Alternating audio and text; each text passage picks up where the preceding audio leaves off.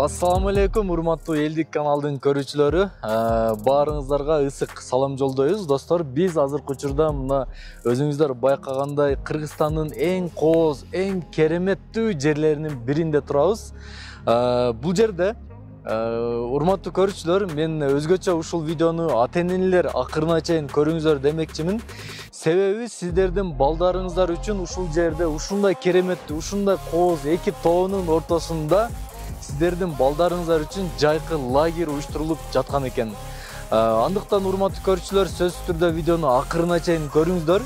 Биз сиздерге бул лагердин шарттары кандай, балдарыңыздарды кандай шарттарда эс алууга жөнөтсөңүздөр болот, төлөм акылары кандай болот, мына ошол боюнча сонун видеону тартуулап бермекчибиз. Анда эмесе кеттик. Нурлан ака чынарыжы өзү негизи мындай эң кереметтүү, эң кооз жерди тандап лагерь үчүн. Менимче келип бул жактан эс алып кеткен адамдагы мээси сергип вообще сонун болсо керек, Анан кантип бул жакка келип калдыңыздар дейинчи?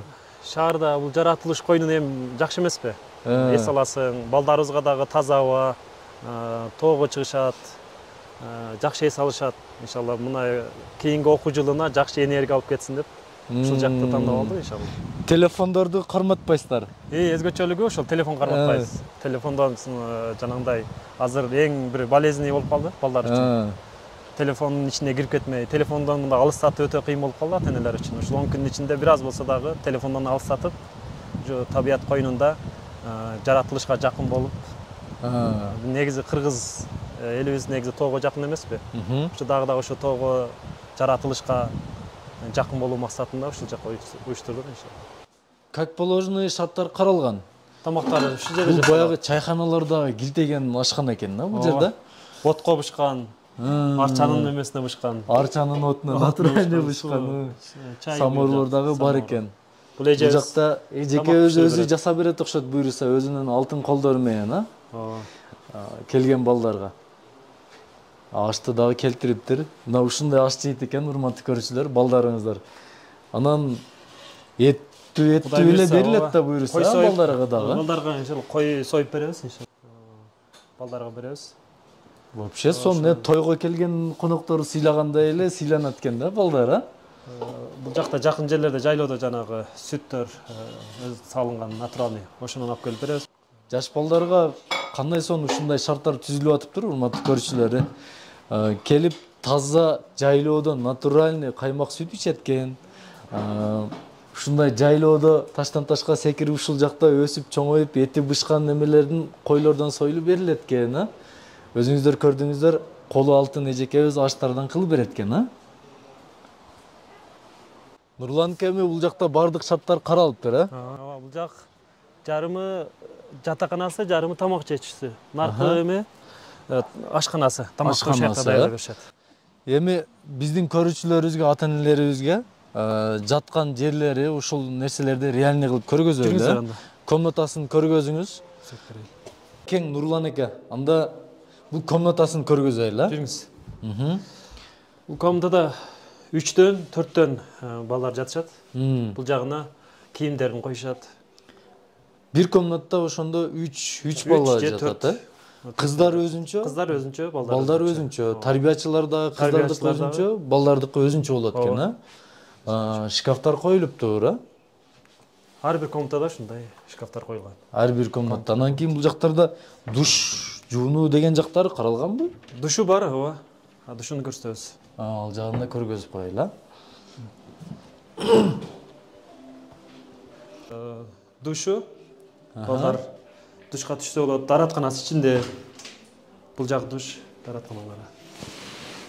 Анан жылуулук жагы кандай болот экен, Нурлан эке? Мисалы бул эки тоонун койнунда күн тынымсыз баягы айылдардагыдай чыга бербейт, суук, жамгыр болушу мүмкүн.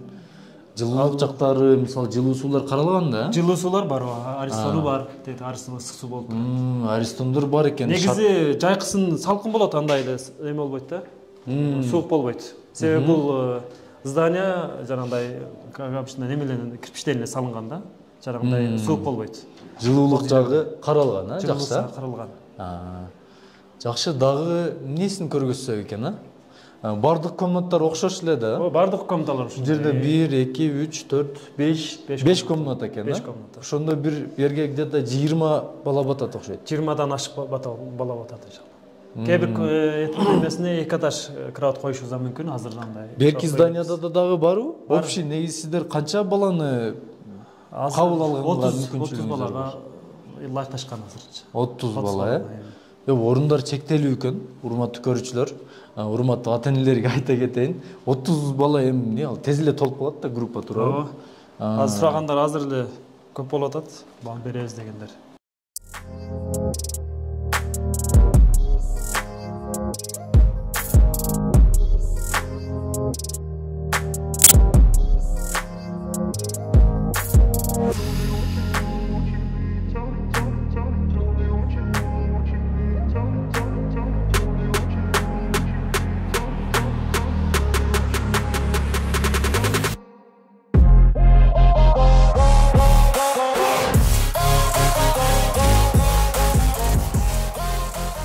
Урматтуу ата-энелер демекчимин. Азыр биз бул жакта мына Чынар айым, Нурлан ака менен дагы чукуп такып анча-мынча нерселерин сурадык, чтобы кийин сиздер мени урушпасын, Арапбай сен эмнеге ушул суроолорду бербесин дебесин деп. Анан кийин бир күндүк график кандай болот десем, эртең менен 8де подъем экен, балдарга. Тургузгандан кийин физзарядка кылдырасыздар. Нерде площадкасы бар экен, спортивный площадкасын алып чыгып алып, балдарды физический жактан ден соолугуну баягы чыңайбыз дейт, эки тоонун койнунда. Демек, балдарыңыздар эртеден кечке пайдалуу нерселер менен алек болушат деп толук айтсак болот экен. Телефон жок, компьютер жок, планшет жок, iPad деген нерсе жок, интернет жок. Жакшы. Кудай буйрса ушул 10 күндө ата-энелер берсе, Кудай буйрса балдарды бир жакшы жагына өзгөрүүсүнө иншалла көп болот деген терең ишеничтебиз иншалла. Эми урматтуу көрүүчүлөр, ушунча 10 күн ушундай сонун эс алуулар канча сом болот десеңиздер, басы жагыны айтсак боло берет, айта кетели. Албетте эми кызыктуу болсо керек. Күнүнө мындай эсептегенде күнүнө 870 сом. 870 сом бир күнүнө. Тамак ашы, ушул жатаканасы, окуткан мугалимдер баары күнүнө 870 сом. Бардык сумма ошонун ичинде. Баары ошонун ичинде. 8700 сом болот экен да ошондо 10 күнгө. Же болбосо $100 деп койсок болот экен. $100 десек болот. $100. 8700 сомго кайсыл жактан балдарыны кантип сиздерге алып келет? Ошто биздин офисибиз бар. Ошол жерден документтерди кабыл алабыз. Анан телефондон байланышып, кайсы жерге биздин телефон экрандарга жазабыз. Ошо экрандан байланышса биз адрестерди дагы толук айтабыз. Сиздер эми бир графикке белгилеп баарын топтоп туруп анан алып келесиздер да, мисалы бир группа кылып, бир группа кылып, жанагындай кичине автобусга салып алып келебиз бул жака.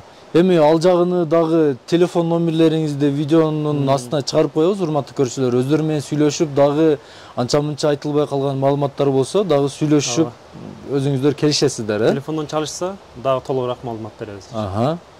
Так, дагы кандай айтып кое турган нерселер бар көрүүчүлөргө? Дагы айтып коючу, дары-дармектерди алып келип коебуз. Эгер ооруп калса, эм болсо, анан дары-дармегин беребиз.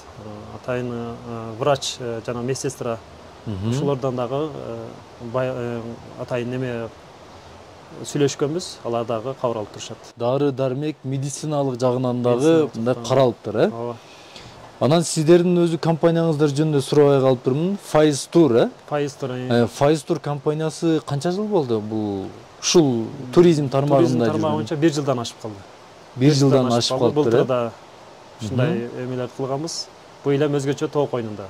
Тоо уюштуруп атабыз да. Жакшы, сиздер ар тармактуу мындай күчтүү баштапсыздар ишти, Жакшы өсүп өнө бериңиздер. Компанияңыздар чоң бир эл аралык туризм компаниясына айлансын.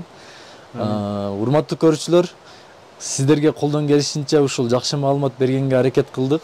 Сиздерге терең ыраазычылык билдиребиз. Атайын убактыңыздарды бөлүп, бизди чакырып, ушуну Элдик каналдын көрүүчүлөрүнө жакшы маалымат бергениңиздер үчүн. Албетте бул видео менен сөзсүз түрдө группаларда досторуңуздарга, өзгөчө ата-энелерге, балдары бар ата-энелерге жөнөтүңүздөр. классташтардын жана ата энелердин группасы бар го, ошол жака сөзсүз түрдө таштаңыздар, видеого лайк деп басыңыздар, комментарий жазыңыздар. Кийинки видеолордон көрүшкөнчө.